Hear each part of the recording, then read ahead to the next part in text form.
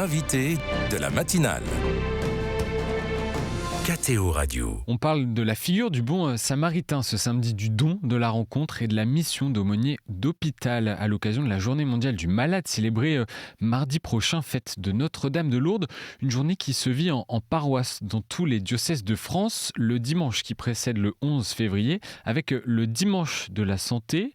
C'est demain. Notre invité est un aumônier engagé auprès des enfants malades à l'hôpital Necker à Paris. C'est le père Marc Lambret. Bonjour. Bonjour. Merci d'être avec nous. Redites-nous le sens de ce dimanche de la santé en France. Ça fait partie de toutes ces journées, et c'est vrai qu'il y en a beaucoup, mais il faut prendre en considération particulièrement celle-là, parce que d'abord la santé, c'est ce qui préoccupe le plus notre humanité, voire les vœux de Nouvel An, et ensuite parce que les malades sont une préoccupation principale de l'Église, du Christ, de la charité. L'Église est présente sur le terrain de l'accompagnement, en premier lieu donc avec l'engagement des aumôniers d'hôpitaux. On vous reçoit ce matin pour mettre en lumière cet accompagnement particulier que vous offrez aux parents et à leurs enfants hospitalisés dans ce grand hôpital qui est Necker à Paris. On parle de combien d'enfants soignés, vous savez ? C'est un hôpital qui a plus de 500 lits, et plus des 2/3 sont des lits de pédiatrie. C'est donc potentiellement largement 300 ou 400 enfants qui sont susceptibles d'être traités dans l'hôpital. Mais en réalité, il y en a quand même beaucoup moins. Et de toute façon, beaucoup moins qui fassent appel à l'aumônerie catholique. Quelle est votre mission d'ailleurs à Necker auprès de ces jeunes patients et surtout de leur famille ?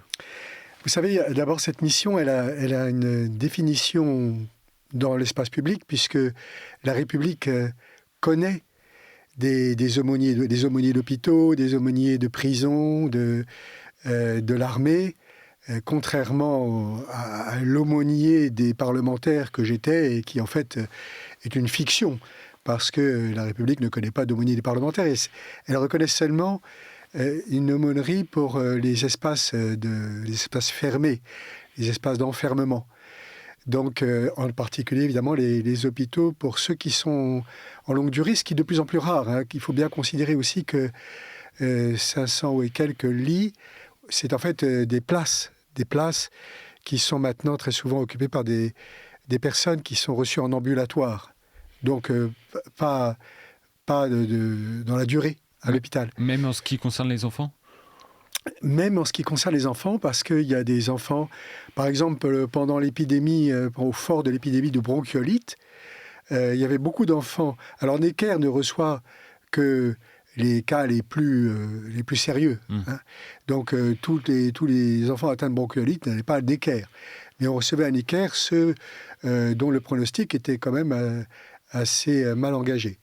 Et donc, mais beaucoup de ces enfants passaient quelques heures à quelques jours seulement, et je n'en ai vu que très peu. Vous les rencontrez peu. Vous disiez qu'on vous sollicitait peu au sein de l'hôpital Necker. Alors, c'est la règle de la laïcité, c'est que l'aumônier ne peut rencontrer que les personnes qui l'appellent, qui le font demander ou qui le demandent. C'est une règle qui, bien entendu, s'assouplit, notamment avec les bonnes relations qui s'établissent, avec le fait que les médecins et les soignants, après avoir regardé comment on agit, reconnaissent que nous sommes plutôt un bienfait, une contribution à ce qui est leur mission de soigner et de recevoir. Donc on est reçu beaucoup plus facilement. Mais enfin, la règle demeure, et ce qui fait que d'ailleurs beaucoup de malades à l'hôpital qui pourraient être intéressés ignorent tout simplement l'existence d'une aumônerie. Et vous passez jamais comme ça dans les chambres pour échanger de façon inconvenue avec des patients qui... Alors je passe dans les couloirs, ça c'est sûr. Dans les chambres, la discrétion et le respect de cette laïcité font que je ne fais pas du porte-à-porte, moi. Même si les bénévoles, en accord avec les cadres de service qui le veulent bien, eux peuvent en faire. Mais donc, moi, je rencontre des gens aussi, oui, dans les couloirs. Parce que vous êtes intégré aussi à l'équipe soignante, en tout cas vous faites partie de ce corps-là global?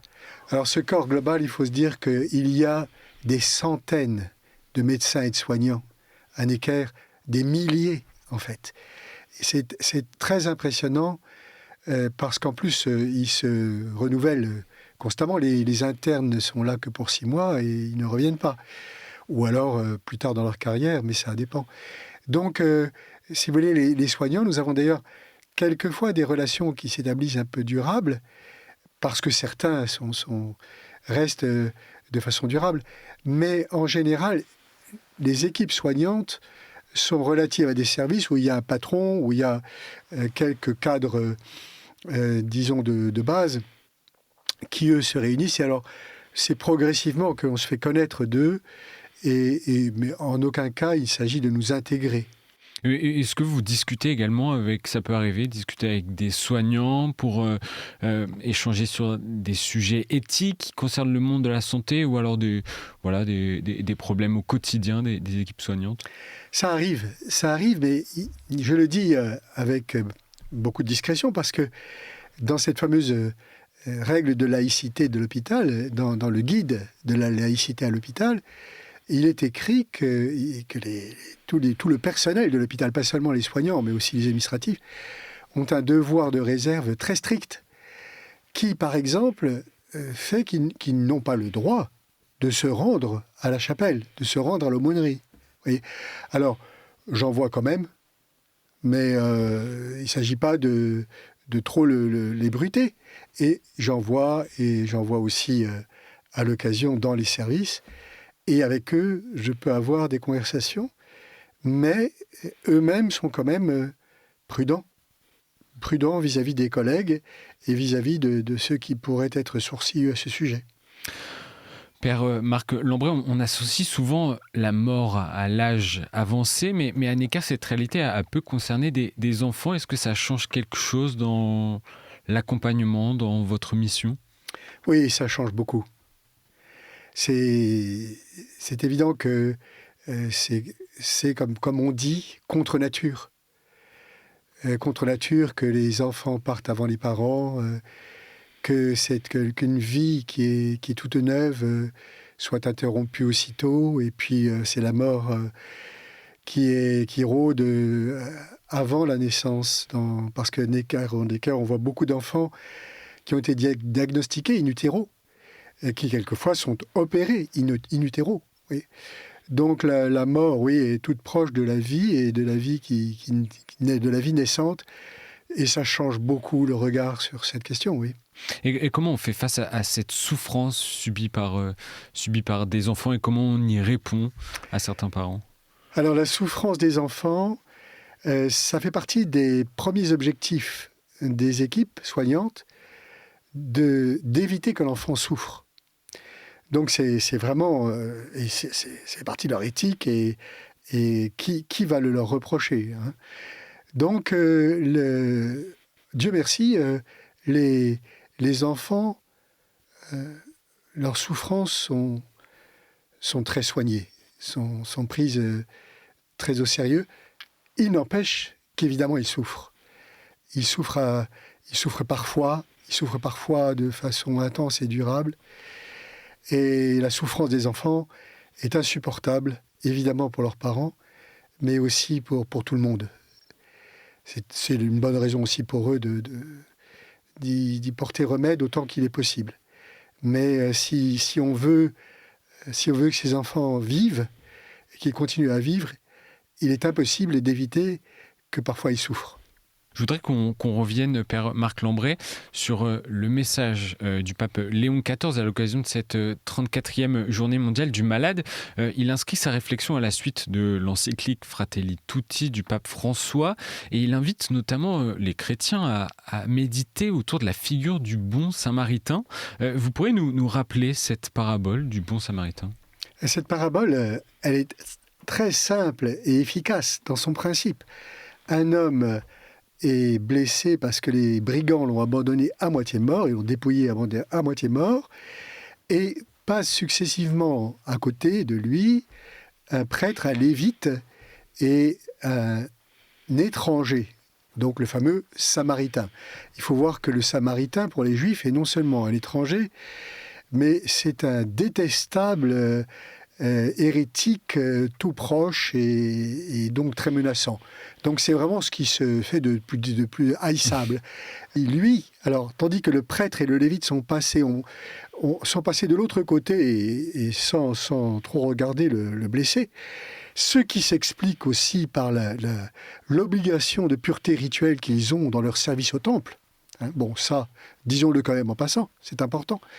Mais le Samaritain, lui, qui n'a aucune obligation de ce type, parce qu'au temple, de toute façon, il est radicalement impur, donc lui s'approche du blessé, le soigne, le charge sur sa propre monture, le dépose à l'auberge, paye pour les soins qu'on lui prodiguera et dit qu'il paiera tout le supplément à son retour.